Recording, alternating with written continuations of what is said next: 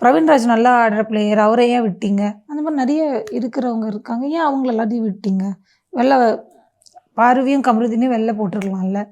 So நீங்களே நல்லா இல்லைன்னு சொல்லுவீங்க, நீங்களே என்கரேஜ் பண்ணுவீங்கன்னா என்னது? ஓகே. அந்த ஆக்டிவிட்டில வந்துட்டு கமருதீன், பார்வதி வந்து போயிட்டாங்க. மறுபடியும் உள்ள போயிட்டு வரும்போது பிக் பாஸே வந்து வாங்க 2 பேரும் அப்படின்னு சொல்லி வந்திருப்பாங்க. அதுக்கப்புறம் தான் வந்து நிறைய விஷயம் நடந்துச்சுல்ல.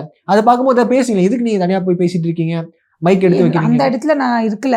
பாரு கமருதீன் சொன்னது மட்டும் எனக்கு கேட்டுச்சு. நான் வெளில வந்து என்னாச்சுன்னு கேட்டா, ஒண்ணும் இல்ல அப்படின்னாங்க. நான் அதை விட்டுட்டேன்.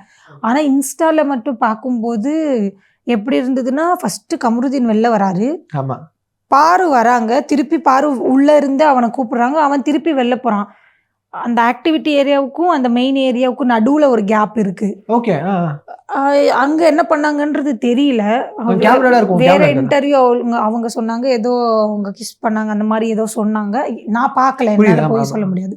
ஸோ அந்த மாதிரி பண்றது தப்புன்னு தோணும். நான் நார்மலாவே அவங்க 2 பேரும் மடி மேல படுத்துக்கிறது, இப்படி பண்றது, அதுவே நான் தப்புன்னு தான் சொல்லுவேன் என்ன பொறுத்த வரைக்கும்.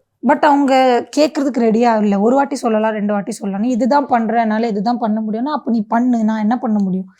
அதிகமா கேட்டா என்ன சொல்லுவாங்க? நீ யார் என்னோட பர்சனல்ல தலையிடுறதுக்கு அப்படின்னு கேட்பாங்க. அப்போ நமக்கு தானே நோஸ் கட் ஆகும் அந்த இடத்துல. அதனால நீங்க விட்டீங்க. ஸோ அது அவங்க விருப்பம். சொல்ற அளவுக்கு நான் 2 பேருக்கும் சொல்லியிருக்கேன். பர்சனலா வெளில போய் வச்சுக்கோங்க. உண்மை பேசும் மக்கள் ஊடகம் SS நியூஸ் டிஜிட்டல் 24/7 கனெக்டட்.